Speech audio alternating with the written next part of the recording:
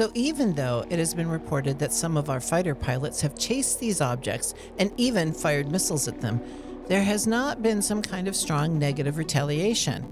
So it'd be pretty easy to come to the conclusion that they're friendly, and that's fine, and there's no real threat there. But the truth of the matter is, you have to take into account, well, under what condition, that might change. For example, if you have ants at the back of your yard, they're not a threat to you, so that's fine. But if they come and invade your house, suddenly they're a threat. And so it could be the same in this situation. Harold Puttiff, quantum physicist, AATIP chief scientist. Listen closely. Old walls still speak. Some things are hidden, not to be forgotten, but to be kept. The old house remembers what others forget. What is remembered is never truly gone. Listen closely, and you too may just hear voices from the attic.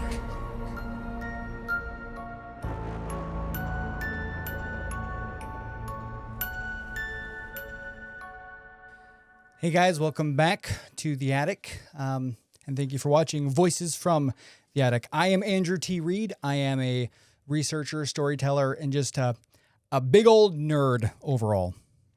Once again, I'm still his mom. That hasn't changed. I'm an author, storyteller, now becoming a researcher. It's fun, isn't it? It is a lot of fun. Yeah. And of course, you guys are making us a YouTube phenomena. So thank you very much. Yeah, thank you for whether on the podcast following and commenting and liking and doing all those things, or if it's like on YouTube, then Right. Liking, subscribing, commenting, doing all those things, as well as letting other people know about the channel, because the best way to spread a channel, just like a disease, is word of mouth. Ew. But thank you. We can't believe how this has exploded. So thank you. We are really enjoying this, and we hope you are enjoying this too. So today we're going to talk about something out of this world. Did you like that? That was pretty good. Thank you. It was pretty good. So UFOs, UAPs, ET, Mork, And Mindy. Alf. Well, Mindy was from the So I didn't. Mork is Yeah. My Favorite Martian. Resident Alien. Alan Tudyk. Oh, don't know that one. It's a great sci-fi. Alan Tudyk is the resident alien, which I actually think he's just actually an alien because he's too good for this world. What was the one where so Saturday Night Live had the Coneheads. Sure. But wasn't there a TV show, a sitcom, where there were the alien people, and maybe Jane Curtin was in it too, but they were these aliens that were living among people, but they were. I could imagine. Okay. That might. Third Rock. Is it Third Rock? Yes, Okay. thank you. John Lithgow? Yes, John Lithgow was in it. Yep, thank you. This was before my time, I think. It could be. It's okay. I might reference Avatar: The Last Airbender in this, because And- we're going to be talking a lot about there is no war in Ba Sing Se, and that was after your time. So I'm still here. It can't be. you're not going to watch cartoons. No, I'm not. I I'm grew up not. with that show. So, we're going to be talking about UFOs, UAPs, and actually not, even though we kind of mentioned pulp culture, we're not going to be talking about that. We have actually done quite a bit of research, watched some documentaries. I don't know. For the listeners at home, I have picked up and I'm wobbling my big old stack of papers. This is double-sided. This Yes. is 55 pages of notes. And I promise you, I'm not going to let him sit there and read this to you. No. A lot of these notes are for me, for my knowledge, but supplemental and everything like that. But also, we're not sure yet. This might end up being a two-parter. Yeah, We'll see. we're going to see what we do. So to me, the idea of UFOs, and I have had experiences of seeing a UFO. And so, and it's interesting to me, it kind of follows along the same as ghost stories. You know, when you've had an experience with a ghost and somebody else tells you their experience with a ghost, you believe them because, well, yeah, it happened to me. Same. Why wouldn't Yeah. it happen to you? And but then you have people who have never had those experiences, and so when you start talking about UFOs, they don't believe it. Even though recently, I think Very recently. very recently, a lot of information has been released where the government has admitted that they have biological non-human. The government hasn't admitted themselves, whistleblowers within That's the true. government, and that's going to be one of the fun things because as we go into this, there's a narrative, and then government officials have a different Some narrative. government officials. Some government officials, I will say, government organizations I like that. have a narrative, whereas various different government officials have different narratives, and they don't always agree necessarily. Which is like way surprising to us. I know, right? I know. A government covering something up. It's never happened. I know. So No. we're going to talk about that. But I think you can watch this and enjoy it, whether or not you are a believer of UFOs. Hopefully, we Well- might change some minds. But also, I mean, and this is the big thing that we're going to be discussing as well. UFOs don't necessarily equate extraterrestrial. UFOs, I think everyone should believe in the idea of things in our sky that we can't identify, that don't have a rational explanation. Right.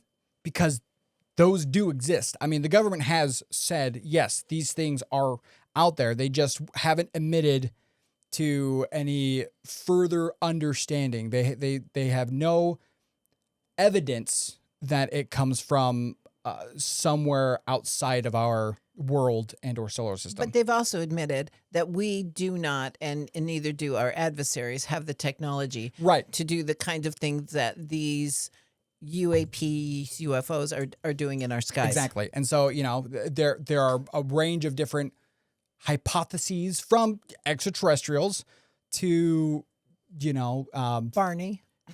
yeah, Barney, well, natural things, but also, potentially things that aren't necessarily from this world, but, that are from this world, but not necessarily from this dimension or different things like that. But ultimately, at the end of the day, the government, and I don't think the government at this point can admit that there are visitors from another planet, but we're not going to be discussing that today. We're just discussing. Although we have met people that we are sure are visitors from another planet.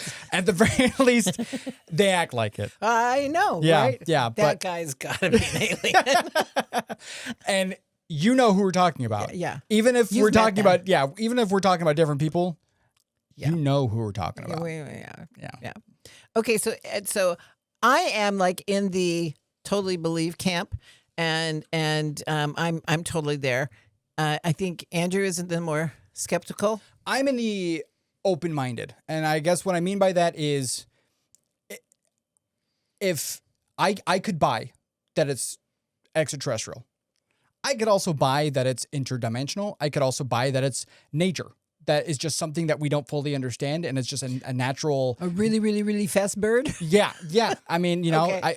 who knows? Who That's knows? true. And that's the thing. I really do appreciate the idea anyway of our current the current program Arrow, which we'll be kind of going into. I believe that's how it's pronounced. It's AARO.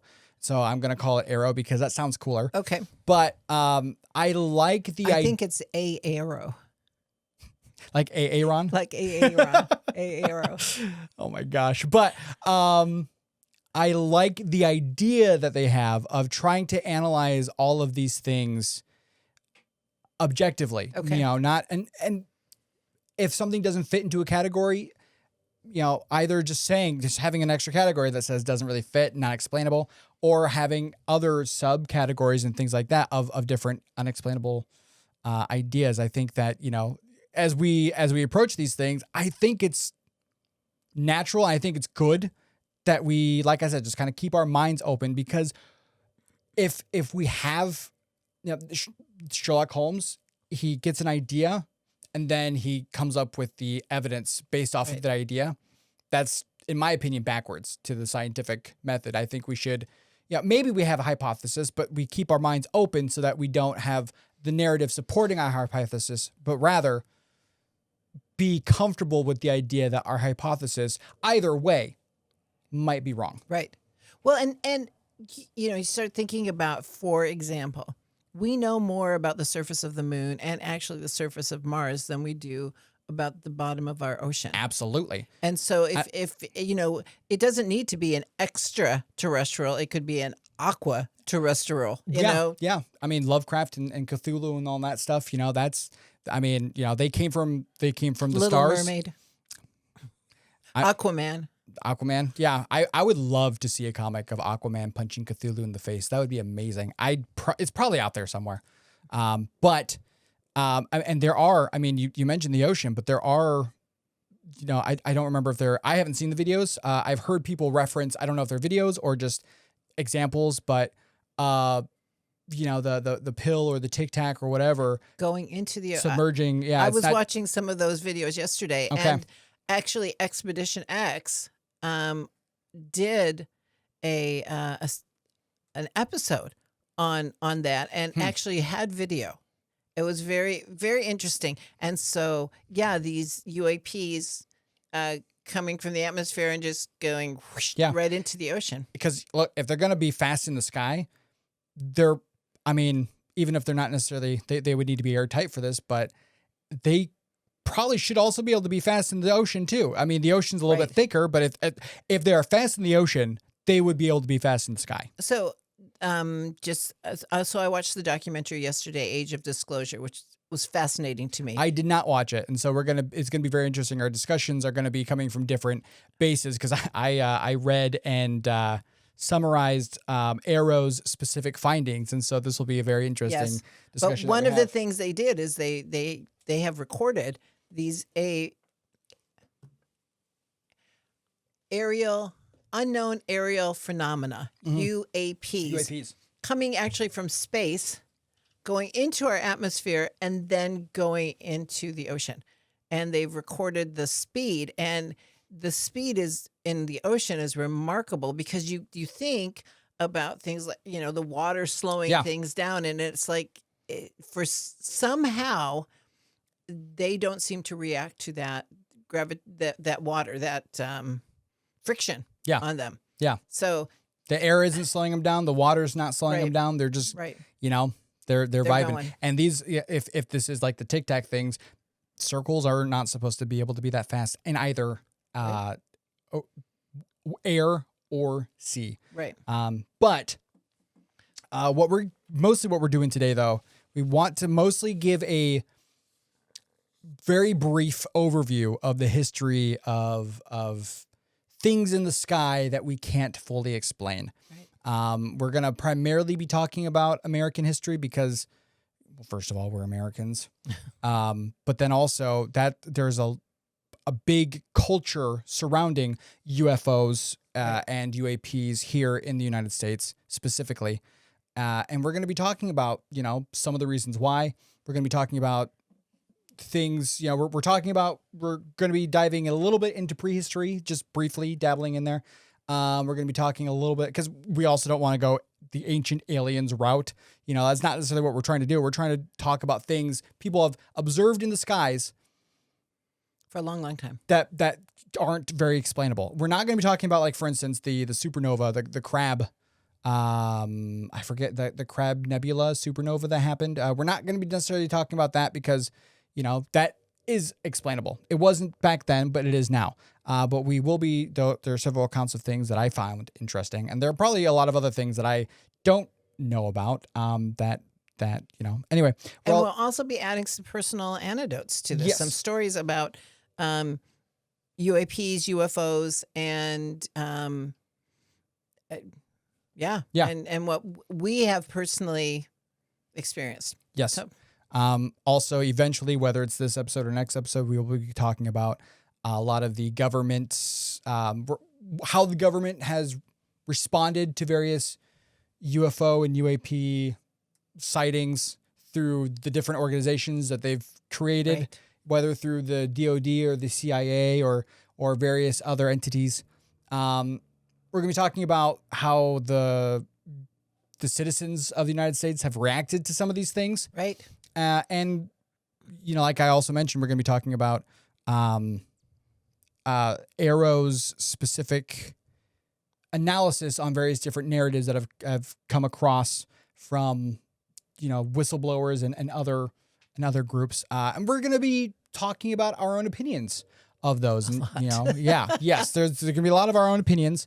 But, also bear in mind that even though we'll be talking about some of these things, the way as an entity, Voices from the Attic does not support or deny any specific theory. Okay. Because, We don't know. Exactly. We don't know. We might have ideas, but we could be wrong. And you know what? I know. We're human and we can be wrong about things. Pfft. No.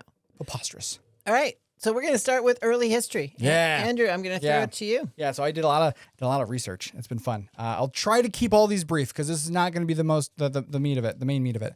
I'll try to go in order, which I didn't write in order because I like to make things more challenging for myself. So in the 1st and 2nd century AD, a Greek historian, Plutarch, I believe, either Plutarch or Plutarch. I don't know the exact pronunciation, but he wrote a biography about Lucullus, about an event that happened right before a war broke out. So this was, and this is, we'll find very often that a lot of these early accounts, generally speaking, if it's something unexplainable in the sky, they'll attribute it to God or an omen. That makes sense. It makes sense. So here's the quote. And this is from a translation of the biographies. I believe it's called Lucullus or Lucullus. I don't know exactly. It's Greek. Greek to me, right? It's all Greek to me. So here's the quote. But presently, as they were on the point of joining battle with no apparent change of weather, but all of a sudden, the sky burst asunder, and a huge flame-like body was seen to fall between the two armies. In shape, it was almost like a wine jar, and in color, like molten silver. Both sides were astonished at the sight and separated. This marvel, as they say, occurred in Phrygia, at a place called Otrai. Okay. I'm gonna put the text down so you guys can decide how it's pronounced because I probably got that wrong. Can I just add as an aside? It's very interesting to me that this happened over a battle. Yes, And a lot of these happen over battles. and that's and now a lot of these UAPs are shown over military bases and Interesting. and things like that. So somebody from the, if you believe any of this, Yeah. somebody from the sky Okay, Forrest. somebody from the sky is like watching us and saying, maybe we don't want that battle to happen. Why don't you park the car in between those two warring countries? Yeah. So, Or, hey, why don't you watch these guys as they're fighting each other because we need to keep an eye on them or Right. something along those lines. but this one sounded like it was like we're going to stop this war. Which is fair. yeah. Which is fair. But that's not the only. Okay, go right ahead. Yeah. So later on in let's see, it's either pronounced Josephus or Josephus. Josephus, in 66 AD. So this is from the works of Josephus.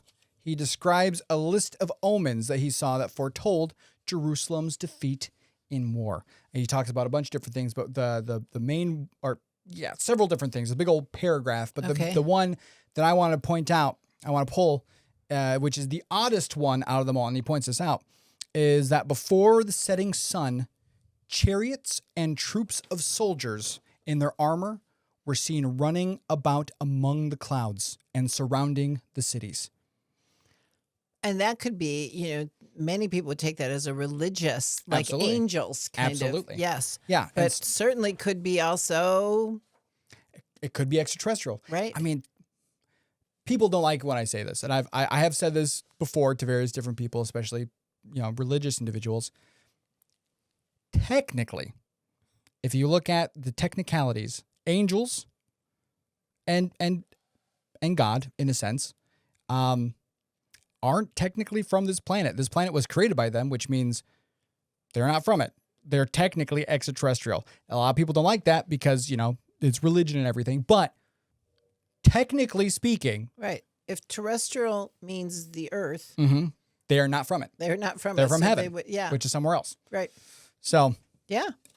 Anyway, and then the last one that I'm going to be bringing up, they're is that probably the Frankish animals. Annals.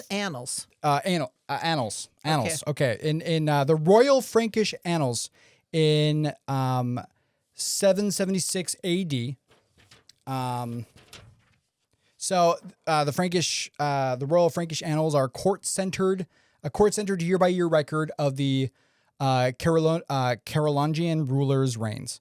It's often described by historians as official or court-adjacent narrative, which means that it will be accurate, but also will have a narrative kind of. It'll have a narrative. It'll have a political narrative. And this narrative specifically, again, is about how God has found them in favor. So in the you said annal? Annals. Yeah. Annal, because we call it Annals of History. Right. For 776, the author is describing a siege scene where the Franks are being besieged by the Saxons. It's clear the narrative, like I said, clear narrative is supposed to show that God is on the Franks' side. That's when God's glory appears above a church building inside the fortress. Here's the quote. This was witnessed by a large number of people, both inside and outside, many of whom are still alive today. Not today. Not today. Yeah. That'd be amazing if they were alive today. Wow. Yeah. Not just today.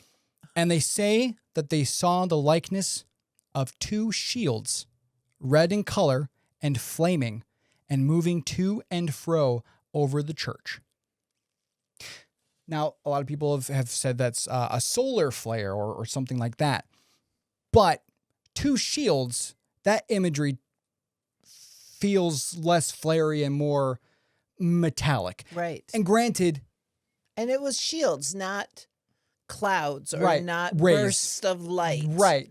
Yeah. And there are a lot of different ways to and honestly a lot more religious ways to symbolically show a solar flare or some astronomical thing that we could now describe to say this is something. Again, it's a shield. That's, to me, screams metallic, and it's red, which could be, but it's very interesting. There are explanations that people have come up with, but we don't know. And we're not saying ships. We're saying things from the sky that we can't explain. This fits perfectly. Yep. So those are some of the early history examples that I have. And so now we're going to move into the not as early history. Specifically, the first massively reported unidentified flying object sightings in the United States, which was airships. So this was cool because I had done a Freaky Friday on this. So this is from the Rochelle, Illinois Herald. So our neighbor, dated April 7th, 1896. And you said this was the first sighting. This was the first sighting of airships. Because my research in this, a lot of people said that California was the first sighting, but you said that you showed that it came out, this came out in April, and the other ones were like November.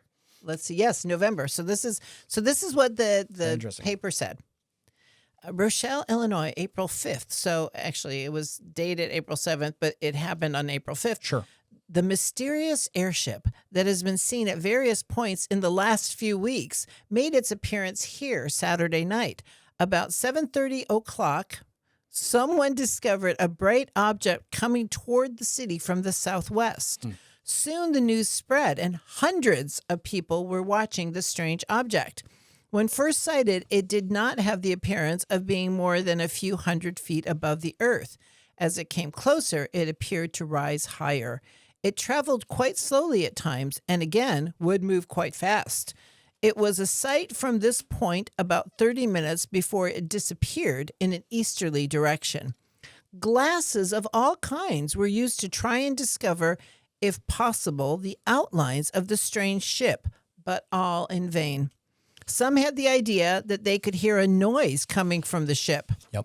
Some went so far to say that it was human voices, while others said it was the sound of machinery. Chicago Inter-Ocean. There is not question, but that several glasses were used before any person was in shape to see the airship that passed over the city last night. We would recommend to those seeing the ship to try bromides for a time at least. So I think people got sick actually. Oh, because they were probably looking into the sky and looking to the sun. Maybe I don't know. That's probably not good for you. Aren't bromides? Oh, here it is.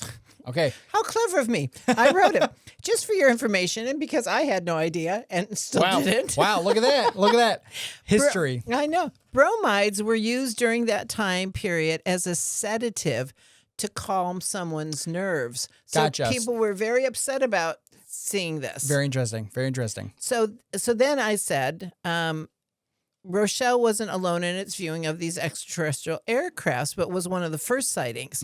The Sacramento Bee and the San Francisco Call reported the first sightings on November 18th, 1896.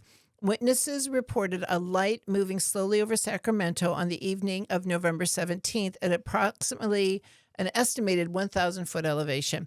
Some witnesses say they could see a dark shape behind the light. A witness named R.L. Lowry reported that he heard a voice from the craft issuing commands to increase elevation in order to avoid hitting a church steeple. Lowry added, in what was no doubt meant as a wink to the reader, that he believed the apparent captain to be referring to the tower of the local brewery, as there were no churches nearby. Lowry further described the craft as being powered by two men exerting themselves on bicycle pedals. Above pedaling men seemed to be a passenger compartment, which lay under the main body of the dirigible. A light was mounted on the front end of the airship. Some witnesses reported the sound of singing as the craft passed overhead. So it was the sound, the singing was from Close Encounters of the Third Kind. Doo-doo.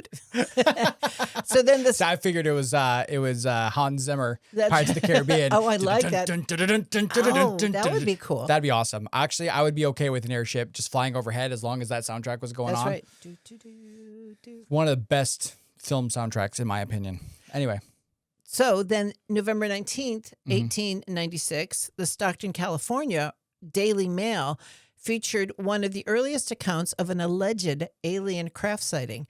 Colonel H.G. Shaw claimed that while driving his buggy through the countryside near Stockton, he came across what appeared to be a landed spacecraft. Shaw described it as having a metallic surface which was completely featureless apart from a rudder and pointed ends.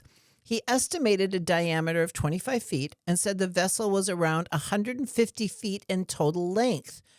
3 slender, 7-foot-tall, apparent extraterrestrials were said to approach the craft while emitting a strange warbling noise. And remind me, what year is this? 1896.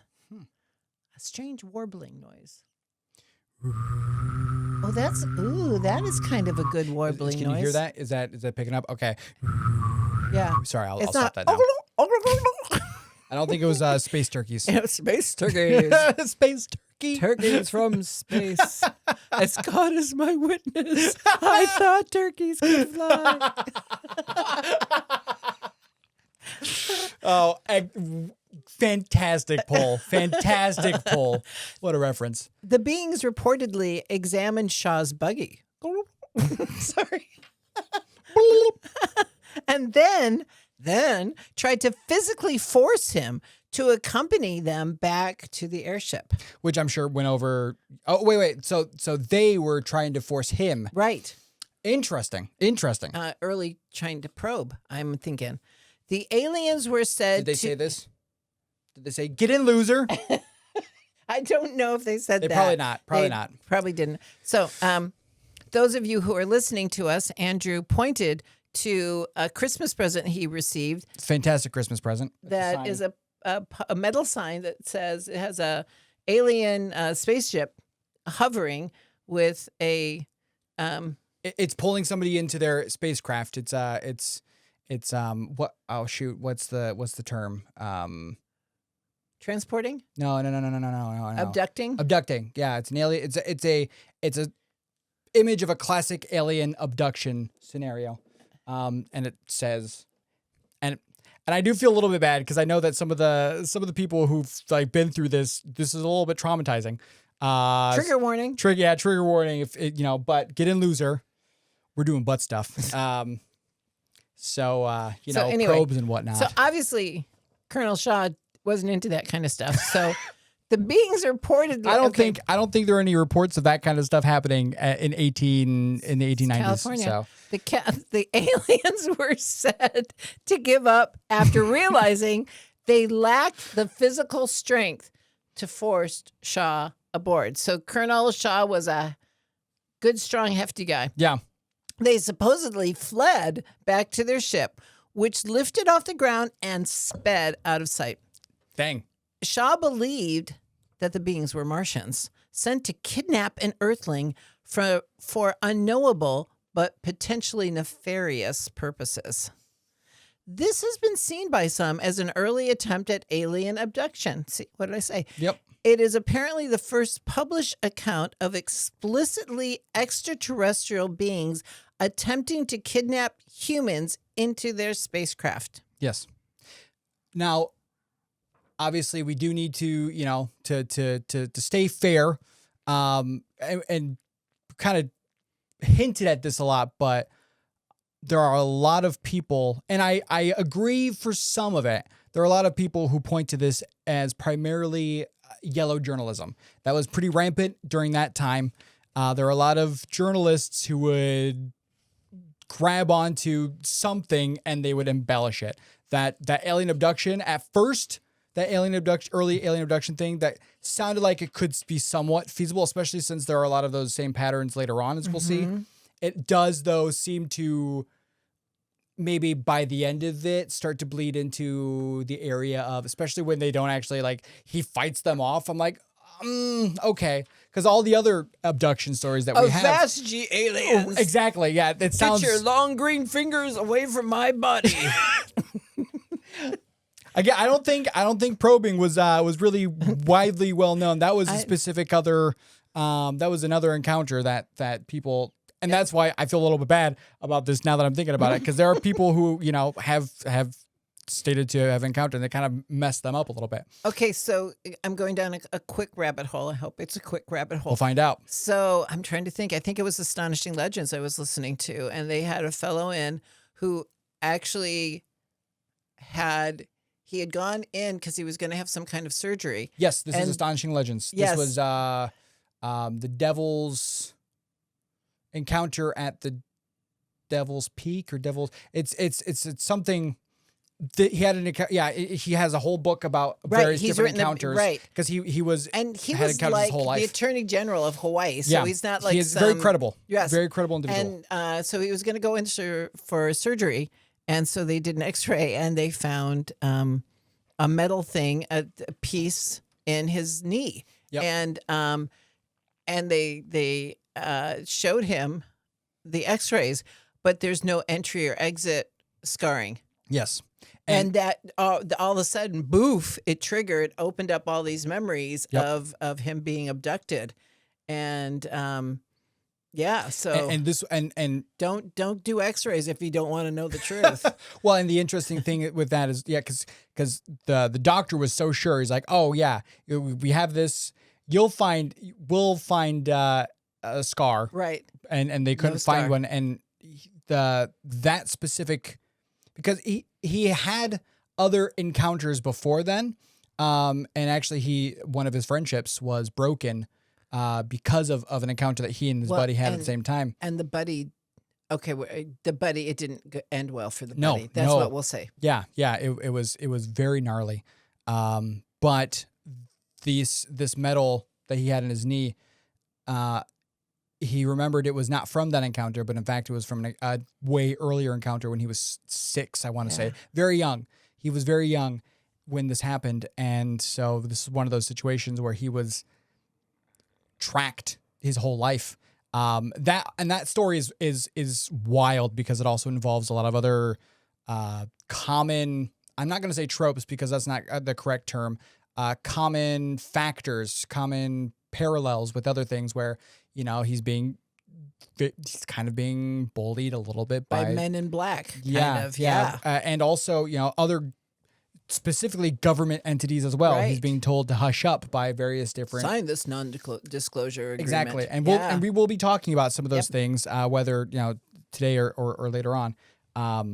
So I did go rabbit hole, but let's go back. Let's go back to the mystery airship sightings of 1860. Okay. Well, and so I'm done with my side. Okay. Well, and so 1896, 1896 and 1897. But no, I think it's. So I a few things are interesting. So here's some of the things I was able to pull. So the sightings, all the states that the sightings were reported in, and this is in alphabetical order. Okay.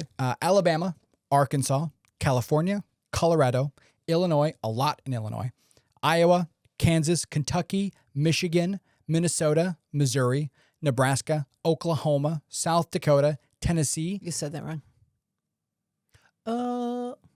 Oklahoma, okay. Tennessee, Texas, West Virginia, Mountain Mama, and Wisconsin. So a lot of southern and midwestern states, as well as a lot of western. No eastern. Okay, so really. So how did it get here? Well, and that's the thing. I mean, so it didn't come across like it wasn't Florida. It wasn't the Carolinas. I'm trying to do my geography and go up the coast. There are no East Coasties. And all of a sudden it shows up Illinois and Wisconsin. It feels like they are the first. They're the Midwest. Well, and the interesting thing is you said that the first one that's reported is going easterly. Yeah. But then it shows up the next day in Sacramento. Well, not. Oh, it was Sacramento This is Times. April and November. Oh, okay. Then it's different.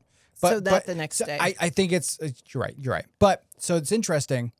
So the descriptions within all the different things, they varied greatly. And so much so that, again, a lot of people think it was a mixture of yellow journalism as well as hysteria. People looking and seeing what they want to see in the skies. I don't agree with that necessarily. I think, in my personal opinion, those people taking bromides probably would disagree with that. Right. Well, and I think some of the reportings could have been slightly hysteria. Right. But I think that's not going to account for all of them. And I don't think yellow journalism is going to account for all of them. Well, and you think about, Rochelle, Illinois is a farming community. Right. It's the heart of the Midwest. Chicago Tribute talks, I think it's Chicago Tribute, Chicago something, also talks about it. And the interesting thing is they even mentioned that, there was another city that also saw it on that same night. And they're like, but they must be wrong because we saw it here in Chicago. And other people, and a lot of people, the way that it moved in the sky doesn't make sense. Right. And it's not like a dirigible or one of those. It's said that airship technology by like 1910, 1912, that's when you started having Count Ferdinand von Zeppelin. Yeah, the Zeppelins. And some of the descriptions were very Zeppelin-like. Right, but that really didn't happen until like the 10 years after these sightings. Yeah, and technically, this could be testing, but in my research, while that theory has been spun around a little bit, not a lot of historians agree that that's a good because the technology wasn't there. Yeah. And the technology wasn't there to support it. Right. And Colonel Shaw and his little 3 extraterrestrials. Right. That tried to take him on a ride. And he just fisticuffed them away. He said, I "Nope." like that. Fisticuffs. That's why I imagine how it went. Yes. But some of the other descriptions that they have. So one reported to be at least 18 inches in diameter with a steel body. 18 inches. You mean feet? Feet. I meant feet. I'm sure. I put inches. I'm sure I meant feet in diameter with a steel body, about 12 to 30 feet long. Oh, wow. In Chicago, it was reported to be a slender object, 70 feet long with approximately 20-foot wide structures resembling wings or sails just over the body. In Mount Carroll, Illinois, the airship was described to be neighbor. Was described to be 8 to 10 feet long and 2 or 3 feet high. People said it looked like an egg. Now, could that be a distance thing? It could be. Because you're looking up and it's higher in the air, so it's looking, that's probably about 2 feet high. Well, Elma, what do you think? And the thing is, I mean, unfortunately, when it comes to witness testimonies, it's even if they get the general idea, a lot of specifics are going to be off. Right. People are going to make things look, they're fish tails. Right. You know, people are going to make things seem a lot bigger or a lot smaller because we're not able to in the moment pull out a measure and say, "Could you just stay there for a second? I just want to measure you." And we don't know how far away things are up in the sky either. Exactly. Yeah, like I said, people thought it looked like an egg or a cigar with wings, or a lot of other objects in that kind of frame. One of the things I read about as well is that a lot of people, sometimes they said it was just flying just like normal smooth sailing. Right. Other times it was bobbing because the sails were acting almost as wings. And so, the wings were flapping, and so the body itself was kind of moving up and down a little bit as the wings flapped. What is the dragon from Neverending Story? That's what I'm picturing in my mind. The luck dragon. I don't remember his name. Valcor. That's Falcor. it. Falcor. That's what I'm kind of picturing, but with no tail and no head because he's just bobbing with the wings. Right. You mentioned sounds. Right. Various different humming was reported, crackling. Oh. Hissing was reported. And then also some of the speeds that were reported. And this is not all the things that I read about, but some of the things that stood out. Speeds were varied from 5 miles an hour in the sky to 200 miles per hour in the sky. And see that again, how do you measure that if you're in the buggy generation? You can't. Yes. You can't. I mean, I would even say that us today, if we don't have the proper tools, I can't look up in this, and I'm not somebody who would know, but I can't look up in the sky and go, "Oh yes, that airplane is traveling roughly blah blah blah blah blah," because I don't know, and I don't think any pilot. I think a pilot will be able to say the average speed that it would need to stay in the air, but I don't think they'll be able to look up in the sky and go, "I bet that guy's going blah blah blah blah." Okay, well. And maybe not, because again, the documentary I was watching yesterday, they were talking about the fastest plane that we have on record goes about 4,600 miles per hour. And what you said that was a Blackbird SR-71. Okay, the Blackbird SR-71. And so, brought to you by Ford. And they were saying that these UAPs that they clocked were going 40,000 miles per hour. Jeez. So I'm guessing then it must be that because it's on radar, they can clock that rather than visually look at it and say, "Yep, looks about 40,000 miles per hour." And another thing too, and this is an interesting thing, and then we'll kind of, I think, maybe transition to later on other not as early history reports, but I think it's interesting that what people reported in the sky were, I won't say what people know, but it doesn't resemble, for the most part, some of it might, but for the most part, it doesn't resemble what we think of today when we think of UAPs or UFOs. It resembled something that people would know a little bit more. Right. Ships. I mean, it's called airships for a reason. Some people describe them as having sails. I think it's very interesting that as we examine historically, as we examine different UFO and UAP sightings, often a lot of them are dots or something like that because they're so far away. Tic Tacs. Yeah, but some of them are, nowadays the modern thing are Tic Tacs. But before then, and we're going to be talking about this, but flying saucers. Right. And a lot of those were reported to they had a very specific shape because it was in the public zeitgeist that way. And I wonder if, I wonder what the cause and effect is there. I wonder if, kind of similar to what we've talked about a little bit, if we are finding patterns in all things, if everything's connected, which some people might not believe that, I think it's interesting that the things that we see in the sky, are we interpreting it a certain way because of what we understand? Or is it showing us, is it reflecting what we expect to see in the sky because of what the public zeitgeist?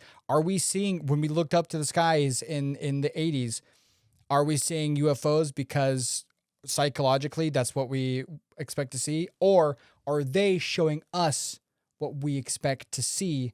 And is that what they look like? Or they look like something else completely different?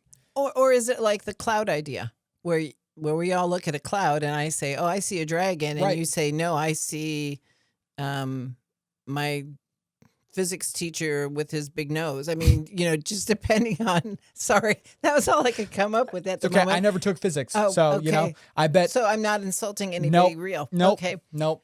But he's a fictional big-nosed professor. Right. Exactly. Jimmy Durante, that was I couldn't come up with that word, but you probably don't know who Jimmy Durante is. But it sounds like he has a big nose. Mm-hmm. He had a big nose. Anyway, we from our own perceptions and our own, that's what we see. Yes. And so somebody who's used to going out on the river in a canoe or in a fishing boat would look up and see this narrow oblong thing and say, well, yep, that's a ship. That's a fishing boat. Yeah. That's fair. And somebody who smokes stogies would say, nope, that there's a cigar. That's a cigar or a cigar. Chicken coop, an egg collector at a chicken coop. Yeah. Or somebody just went to the grocery store. Probably more if it's Rochelle, it's more eggs. Yeah. It's the shape of that chicken's eggs, you know? And so interesting. And then after that, the some other reports, and this is kind of the last one in the not as early history. There were a lot in World War II. This was kind of right before the big explosion of what I call the UFO era. Okay. In World War II, a lot of air fighter pilots experienced seeing something that they later called Foo Fighters. So Foo Fighters were originally thought to be potentially a secret Nazi weapon. So these were mysterious balls of fire that would race alongside the planes of U.S. fighter pilots for miles. They would keep up with them. These are just these big balls of fire. Actually, one of the soldiers, one of the fighter pilots, described them in an interview as, he's like, they acted more as will-o'-the-wisp because they didn't interact with the pilot. They didn't interact with the plane, but they kept with them. They were there the whole time. There's a quote from one of the guys. Let's see. Here we go. It's on the other page. So Lieutenant Donald Myers, I'm assuming that's how it's pronounced, of Chicago, said that there are 3 types of Foo Fighters: red balls of fire that fly along a wingtip, a vertical row of 3 balls of fire which fly in front of the planes, and a group of about 15 lights which appear off in the distance like a Christmas tree up in the air and flicker on and off. And if you want to look more about this, where I found it, where I researched some of these things, is called project1947.com. I'm sure they have a lot of different things. 1947 probably is why it's Project 1947, because 1947, as we'll find, is the explosion of the UFO era. But if you think about that, 1947's that end of World War II era. Right after World War II. But we dropped the bomb. Mm-hmm. And so if you have these people that have higher intelligence, higher technology, they've been kind of watching us, looking over us as we do war battles and things like that. So they've been kind of observing us throughout the war, and all of a sudden we moved to this atomic bomb level. It doesn't surprise me that all of a sudden they're saying, we got to watch these guys closer. I also I'm going to quickly look something up. You might already know the answer to this, and some people might be screaming at me, but I'm going to look up when the airplane was officially invented. Is that like the Kitty Hawk? Are you looking for Wilbur and... Wilbur and Orville Wright invented the Kitty... Yeah, in Kitty Hawk, North Carolina, was invented in December 17th, 1903. Right. And so it could also be one of those things where, a bit of time has passed, but also that's less than 50 years had passed. And the technology of being in the sky, right, especially because of wartime, because technology always rapidly evolves during wartime. Right. These were going significantly faster than even 10 to 20 years earlier. Coming from the biplanes to, Yeah. And as we look at our own technology, it is, I think just because of, as we can look in history, technology is just exponentially grown. Right. Both in aircraft as well as just everything else. And so if there is something observing us, if you believe that, then it would make sense that as technology increases, we would see more increased sightings of them, both because we have the technology to be able to record it, but also because they're more curious because now these ants are starting to learn how to go real fast. These ants are making cars, and they're starting to go in our airspace now, too. What is this about? Well, and that's one of the things that from the documentary yesterday, they talk about, in the last 80 years, exponentially, our technology has grown. And if you have a higher technology group watching us, what has not, unfortunately, also grown is our morality. It's true. We are still a violent people. We still want the bigger stick. We still want to have the weapons to prove that we are more powerful. So with more power, we have not become a kinder, gentler people. No. And they see that. It sounds like from a lot of these descriptions from whistleblowers, these UAPs are looking at our military complexes, are looking at our nuclear plants, are being drawn to those kinds of things that have this kind of power. And are they looking at to see if we're moving to the next step? And will that next step be something that puts us more in their arena? And if it does put us in that arena, do the kid gloves come off? Because now we're a threat. Just, again, the ants. We're the ants in the backyard right now. When do we become the ants in the house? If you buy the extraterrestrial theory, and there's also the like I mentioned before, as technology advances, as we are up in the air more often, if there are natural explanations for that as well, it makes sense that we're going to be seeing those more often. And we don't know everything about science. I think it's very silly for us to assume that we know what everything that the universe entails. And so it could have a scientific explanation that we just don't understand yet. I guess extraterrestrials would be a scientific explanation that we don't understand yet, but it could be something else entirely. Well, and portals. Right. And another dimension. Exactly. That sounds more travelers. Interdimensional. I know there are people who believe that these things that we see in the sky aren't extraterrestrial, but extra dimensional. And there are other things that would be connected to that too.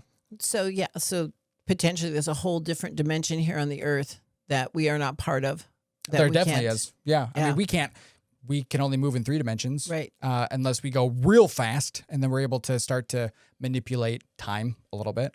But, if the universe, if there are other dimensions, it kind of makes sense that there are things that occupy it, in my opinion. But we are diverging from the history. We're starting to, We're going to theories, and we are we're now about to hit the juicy part, because 1947 becomes the first year of the UFO era, with 2 big old events that kick off.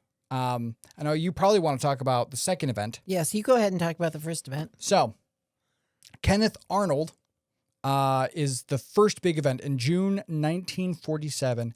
He's the first person, at the very least, first person interviewed and widely, I believe it's probably the first person in general, after the war to claim to have seen a UFO. And it's from him that the term is coined flying saucer. I was going to put the article in here. Unfortunately, I forgot to because there were so many other things that I researched. But I don't think it sounds like from what I've heard, from what I've read, also from what our producer said as well. Who was so smart. He was, yeah, and he's very knowledgeable about these kinds of things.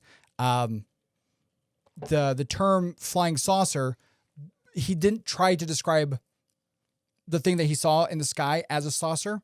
He was saying that's how it moved. That it moved, it had saucer-like movements, but what he was trying to potentially say, and I need to, this don't quote me on this necessarily. I haven't, like I said, I haven't read the article very in great detail. I kind of skimmed it, but he described it more as a metallic wing, essentially. And so, whatever. Oh, we have research. We have proof coming up. Oh, let's see. Okay, so there's okay. So there's a picture that he has with it, and we'll put this picture in the because I'm sure it's not a copyright.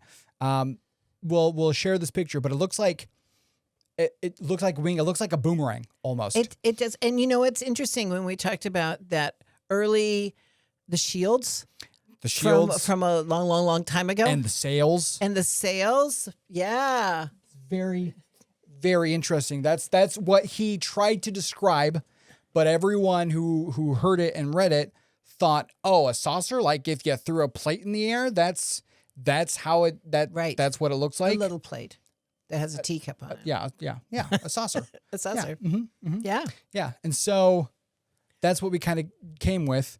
But that was June 1947, and then literally a month later, July 1947, the big event happened, which was Roswell. Dun, dun, dun. So we're going to both be talking about this. I'm going to give the official statement, and because there are two official statements. One of them, the official and the official. The official at the time, and the official now. And wasn't there an official the day of, and the official the next day? There, I guess technically three. So there are three official statements. So what the military reported in Roswell on July 1947, debris was collected by the United States Air Force. Something crashed into the sky outside of Roswell. It crashed from the sky into the ground. From the sky into the ground. Yes, thank you. And personnel announced, military personnel announced they were in possession of a flying disc, which also, I think, cemented the flying saucer imagery because it was now a disc. Mm-hmm. Now that was the first official statement. However... And people saw it in Roswell, so they couldn't not say something. Right, yeah, because there were a bunch of... There were a lot of military people who came in. There was debris on the ground. So that claim was retracted within a day. We didn't mean to say that. Yeah, Oops. that was... Oops, yeah. Oops. It wasn't a...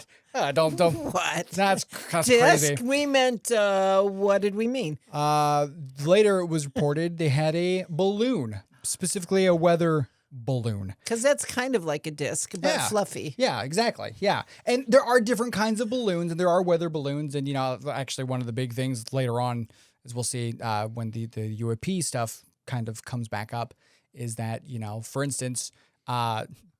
Chinese government had a weather balloon in our airspace for a long long time. But it wasn't talked about because that's a UAP. We don't talk about those. And then, we should probably talk about that. We should probably get rid of it. But Because everybody was seeing it. exactly. Yes. So that was a statement back then. And now the third official statement is that it was still technically a balloon, but it was a top secret Project Mogul balloon. It was Project Mogul. And so I don't know exactly. I don't remember. I didn't research specifically what Mogul is. All I know that's a freaking awesome name. That is a super cool name. I dig it. I will do more research into that, but that's not what we're talking about. So those are the three official statements. So from the documentary, Age of Disclosure, they report that a alien extraterrestrial spaceship that was horseshoe shaped, that had like hieroglyphics, ruins, or whatever you want to call them, on the ship, and it broke in half. And they that's bad luck, right? A horseshoe breaking in half is bad luck. No, I don't know. I'm sure. It should be. It's if it's upside down, the luck comes out of it. So Sure, breaking in. So then what happens when it goes parallel?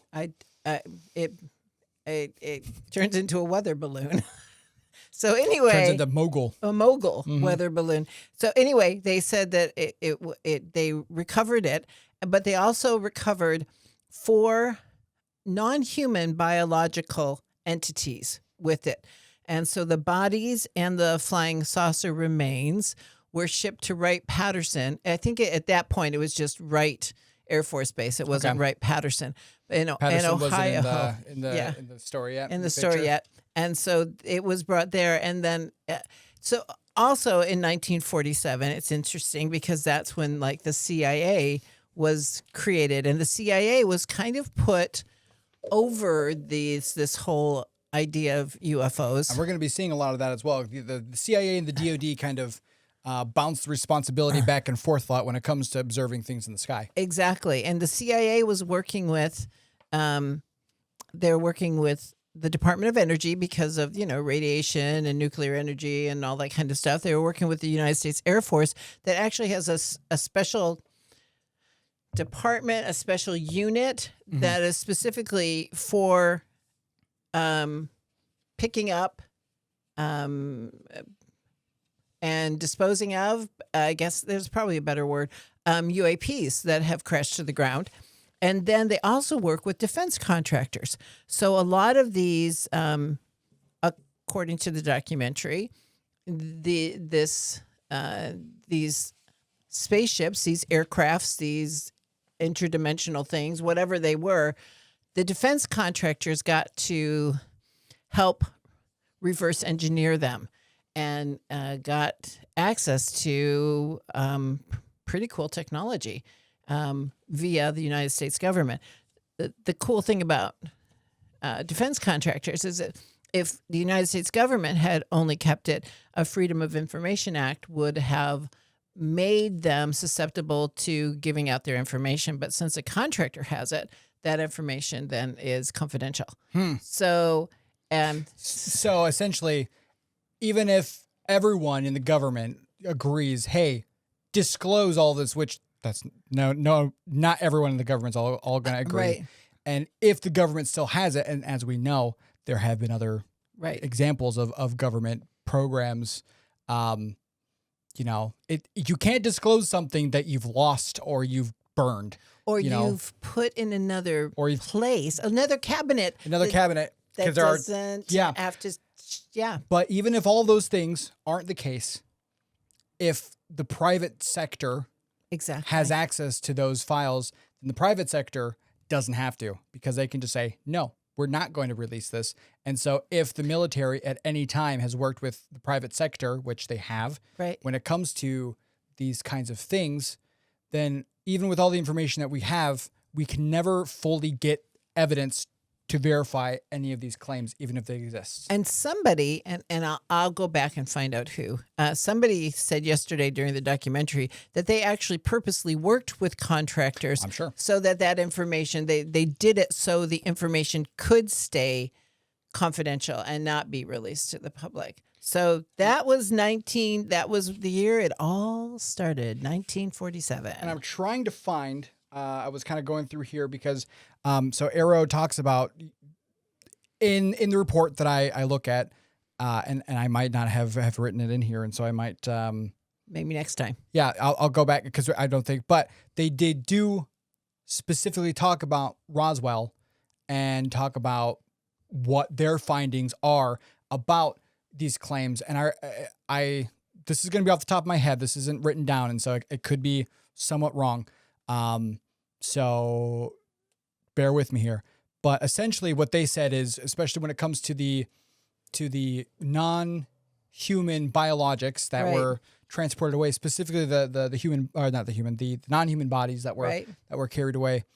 I guess there were two other incidents where the two other crashes around the same time and maybe even the same location where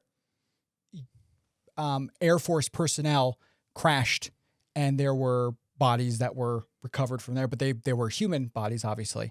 And so what they're suggesting is that these I guess whistleblowers, these people who claim to have seen that, were confusing it with one of these two crashes, which I think is a very bold statement for anyone to make. Oh, you thought, no, you must be confusing this crash with the crash that we were pulling, this tragedy where, multiple pilots were killed in the line of duty during whatever. And that's what you're probably thinking about. And definitely, not going back to the movie Independence Day, and when the plane crashes and Will Smith pulls the alien out and he kicks it and it opens up and it shows all of these tentacles and stuff, and it's like, why wouldn't he mistake that for his buddy that he's known for 10 years? Right, exactly. Yeah. Looks just like him. Yeah, exactly. If they are what people in media claim them to look like, which are like, I think the Greys are what media typically describes, which is, very tall, big eyes. And I don't know if that's what they look like. To be frank, if this does exist, if they do exist, I doubt that we actually know what they would look like in general. Somebody does. Well, but not us.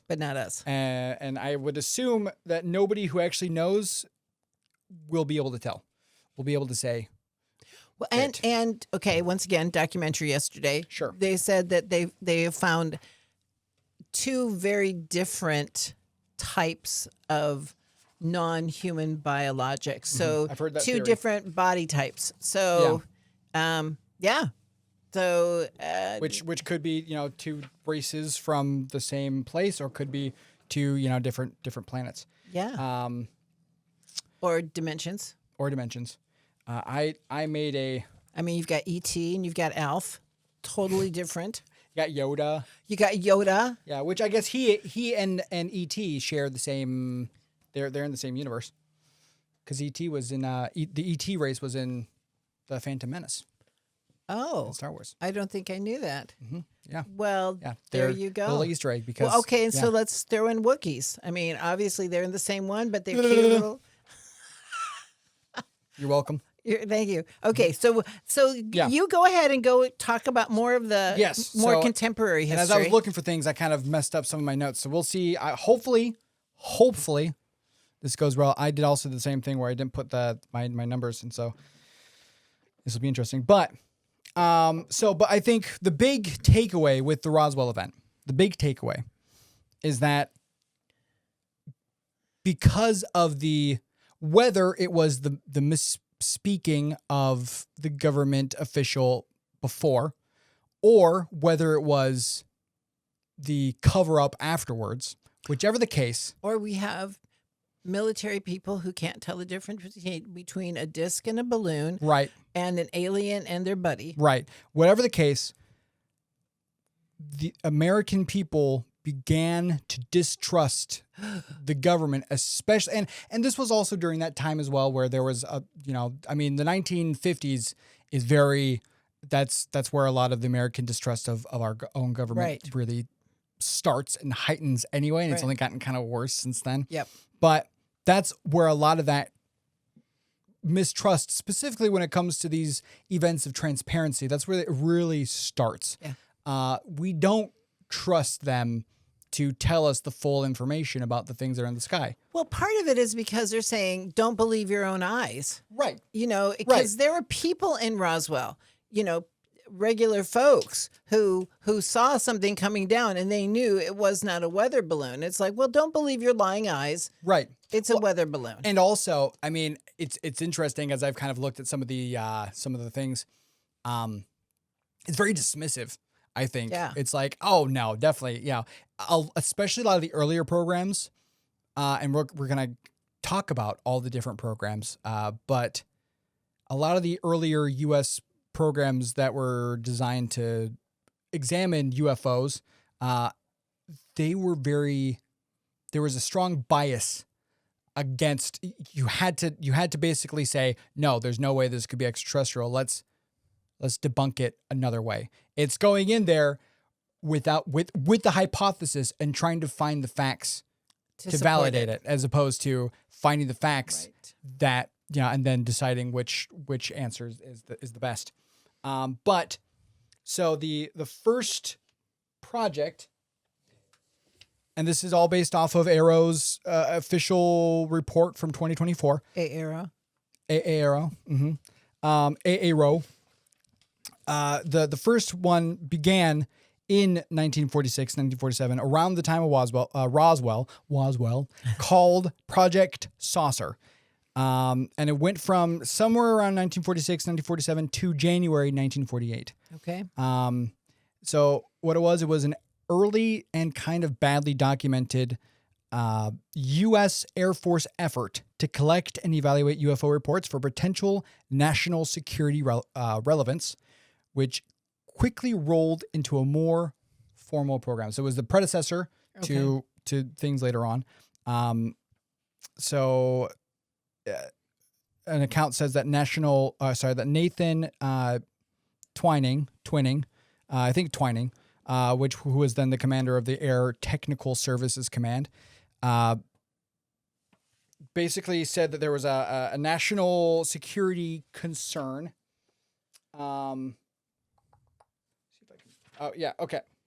So he established it on December 30th, 1947, specifically to collect and evaluate UFO sighting information that might matter to national security. But even though that's what one account says, it's kind of muddy because the reports notes that the founding date and even the official versus unofficial name are unclear. And an interview someone tied to the project Sign, which was later what Saucer later became, claimed that it might have started earlier in 1946 with Saucer as an informal label, which is very interesting because 1946 was before the big boom and before Roswell and before all that stuff. But they had World War II where there was obviously there were sightings there too, and the so Foo Fighters. You're right. Let's see. They investigated the famous report by Kenneth Arnold near Mount Rainier. That's where it took place. Right. Mount Rainier. 9 objects, formation, flying, clipping, and the estimation of 1,700 miles per hour with the tail of a Chinese kite motion description. So basically, that's what he described. It moved like a Chinese kite, and he said he estimated it to be about 1,700 miles per hour. And also, I guess it was 9 objects. But it ended. It then transformed into the official. This is kind of like a ghost program that transformed into the official project, which was Project Sign, which operated from January 1948 to February 1949. Project Sign was the first official high-priority successor to Saucer, run under Air Technical Intelligence Center, tasked with deciding whether UFO reports pointed to foreign technology, specifically Soviet Union, or something extraplanetary. So there were two kind of thoughts. Like I said, the two big things they were trying to decide is whether the Soviets had a secret weapon that was going fast, and that's what these reports were showing. which makes sense because the military would be very invested in Right. in the protection of the USA, or if it was something extraplanetary. Let's see. They treat it like an intel problem. So, SIGN staff reviewed existing military intel on German weapons and aeronautics to see if they could have been captured or inherited by the Soviets. So there was a lot of digging into past, especially the Nazis Right. were at the time very technologically advanced. To this day, I think we can say that they're very technologically advanced still. German engineering Right. is amazing. And so there was a lot of digging into those records to see if the Russians might have somehow reverse engineered something over there. They weren't able to find evidence of something the Germans had access to that would match the descriptions of the various UFO things. Let's see. So it evaluated 243 reported sightings. Oh, and it was only around for like a year or so. Yep. So Yep. 240 sightings in 1 year. Yep. Let's see. Let me double check and make sure that it's Okay. That's yeah. So, 1948 to 1940. Yeah. Yep. January. Yeah. Literally. A month. A year and a month. Yeah. So that's 13. That's 13 months. So 1947, or in those 40s, 1940s to 1950s, was a kind of a high time for a lot of UFO sightings. Yes. Okay. Let's see. Most cases were attributed to misinterpretation of known objects, plus hysteria, hallucination, or hoax. Okay. Of course. No definitive proof to disprove these objects as real aircraft of unknown or unconventional configurations, all that fun stuff. And people weren't used to seeing planes in the sky at this point. No. And there was a lot of researching and testing of advanced aircraft as well by the U.S. government. Right. And so, a lot of these things could very well be explainable. Exactly. But so here's the fun thing about why they stopped. There were some people in there. Let's see. Let me double check and make sure. Yes. Yeah. So there was a widely repeated, though they say unsubstantiated claim. Substantiated or Unsubstantiated claim. claim. Yes. Okay. Unsubstantiated claim, which essentially apparently came from a single source. That in late July of 1948, a SIGN staff member drafted an estimate of the situation, arguing at least some UFOs were interplanetary.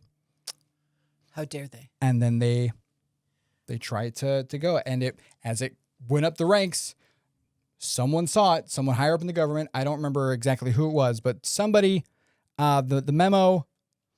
An internal memo swung for interplanetary and got smacked down because We don't like hearing that kind of stuff. exactly. And so that's one of the alleged reasons. Well, that's one of the hypothesized reasons that it ended. Okay. But for whatever reason, it ended. Cited as a possible reason.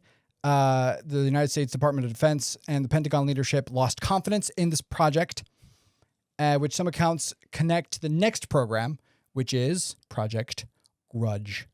Which makes sense because they all had a grudge on the guy that wrote the. Honestly, it's a very fitting name Yes, because it Project Grudge.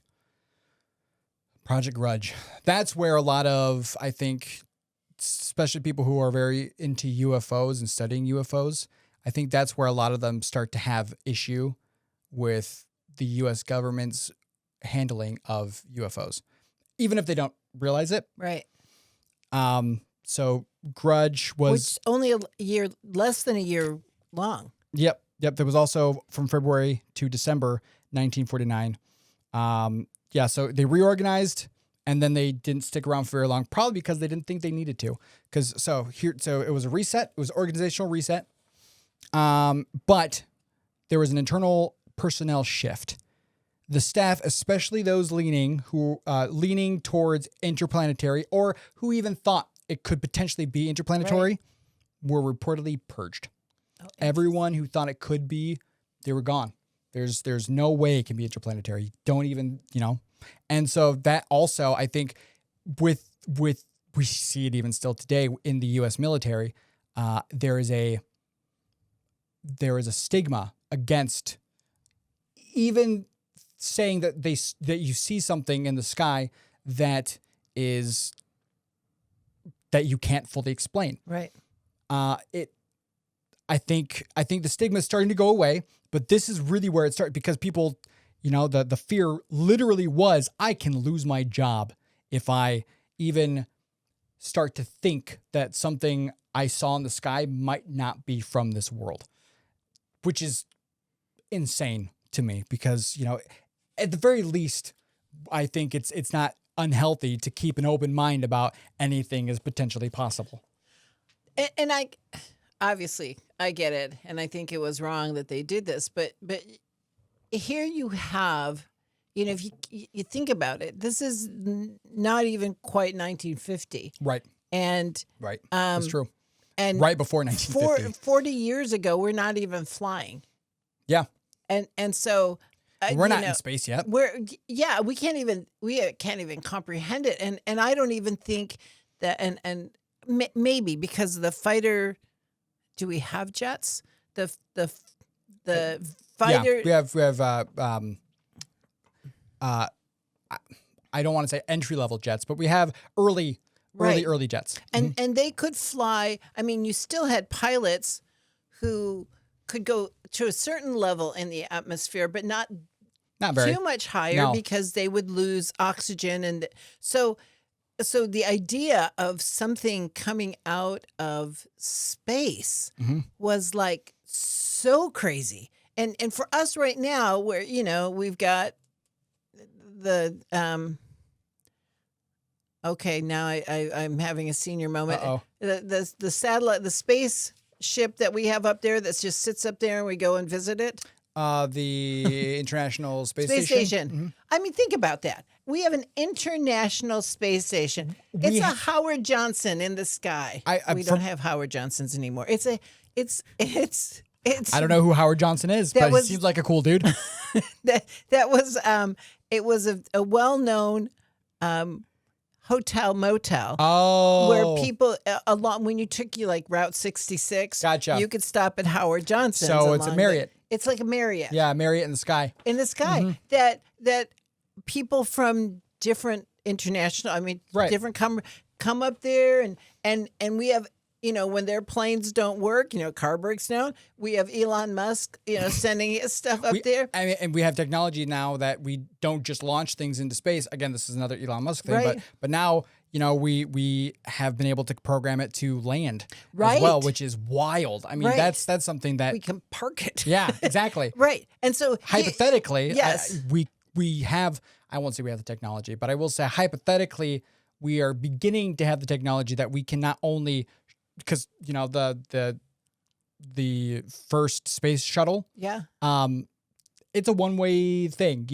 When you land, I won't say it's two ways, up and down. Right. Down is like, but yeah, you're not using it anymore. You can't use a space shuttle anymore. We're getting closer to the idea that we can actually reuse. Yeah, reuse a spaceship. Right. I think Elon Musk has reused. I could be wrong. We're also starting to tap a little bit, very little, into not fusion, a step above fusion. Okay, you're going to go out of my range. That's fair. I don't remember it either. But what I'm saying is, talking about it. Here are these people in the 50s. Mm-hmm. You know, and TV is still black and white. Yeah. You've got 3 channels maybe. And we're talking about alien spaceships. So I understand. It came from the sky. I know, right? What War of the Worlds? Because that was what, in the 30s. 1930s. And H.G. Wells. Yeah. Pranked everyone. The best prank in the history. Orson Welles. You're right. By H.G. Wells. Right. Orson Welles. They were both Wells. Well. Wells of deep literature. Anyway, so I kind of get it. I kind of get why they're saying don't even think that, because that's not possible. Well, and then on top of that, this Project Grudge was primarily, it sounds like, and this was something that's heavily criticized in general. There was a pressure narrative. Okay. A lot of people at the top, the Pentagon, everyone was really pressuring everyone who was on Project Grudge to not only not say interplanetary, but find excuses, find reasons. Okay. This, even if you can't explain it, you can explain it. Yeah, explain it. You have to explain it, even if it doesn't make sense. Yep. So that one investigated 244 reports. Okay. And of course, they found no evidence sightings Of course not. represented. Yeah. I don't know exactly why they closed it. My guess is that because they did such a good job of debunking everything, Right. that they decided they didn't need to fund it anymore. Okay. Whatever the case, Project Twinkle began, and it was very short-lived. It was another year, summer 1949 to summer of 1950. So it overlapped Grudge. Yes. Okay. Yeah, because it was a project. Okay. It wasn't like there were programs. This was Okay. a project. Okay. So it was a short-lived U.S. Air Force attempt to I guess there were a lot of reporting in the Nevada, New Mexico area and other places as well, Right. that reported seeing green fireball type anomalies in the Interesting. sky. And so what the U.S. Air Force attempted to do was instrument or I guess try to examine these green fireball reports by photographing them so analysts could calculate speed, altitude, and timing. So a cluster of green fireballs within Nevada, New Mexico area were described to be streaking across the sky and moving oddly. At least one account... Moving oddly. Moving oddly. I don't know what that means. I know. I was going to say, how should they be moving if they're streaking across? How would you Why, that's suggest odd. that a green ball in the sky move? That wouldn't be odd. That wouldn't be odd. So it's interesting. They plan to deploy multiple high-powered cameras near White Sands so that it could, so that two images could triangulate key data, which was speed, altitude, and time. Okay. But it ended because Twinkle could only secure one camera. And it was frequently moved around chasing reports. So the intended multi-camera setup, they could never do it. So they didn't do it because they found evidence. In fact, they did it because they're like, we can't do this. Man, there's too much. We're trying to set up the first camera and try to get they literally only had one camera, even though the project demanded that they have at least two. And so this is one of the first times, and we see this later on, this is one of the big things, especially with Arrow. This was the first time that they really pointed to the lack of technology, specifically equipment, right? The lack of necessary equipment to be able to do what they functionally need to do successfully. Now, we like I said, now one of the big things is that Arrow is trying to focus on recording these UAP sightings through multiple sources. That's why we see a lot of infrared camera things. And they're trying to look at infrared sensors as well as other sensors within the craft, as well as the pilot's account. They're trying to find as many of these because unfortunately a lot of times we only have the pilot's account because by the time they actually tell the story, because they're afraid of losing their job, all of the data has been purged that might have recorded the rest of it. Or we only have one source of it and we can't really figure out what it is without multiple sources to verify. Right. Yeah, so Twinkle, like its name, was burned brightly and then died pretty quickly. Doesn't sound like it even burned very well. No. So that leads to the reestablishment of Project Grudge. Right after Twinkle, they had stopped for a little bit, probably because they got bad PR, because a lot of people were like, hey, you're like, there's a lot of bias against me, saying things. I don't want to lose my job. So they restarted the project. They called it Project Grudge again.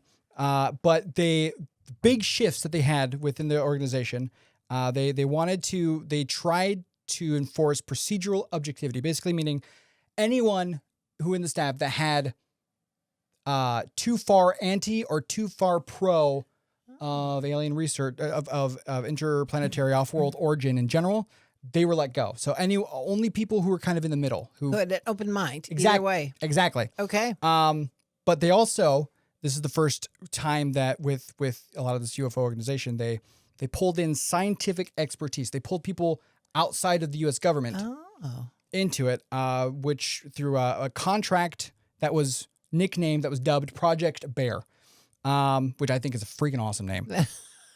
But also, Duh Bears. Unfortunately, it wasn't in Chicago.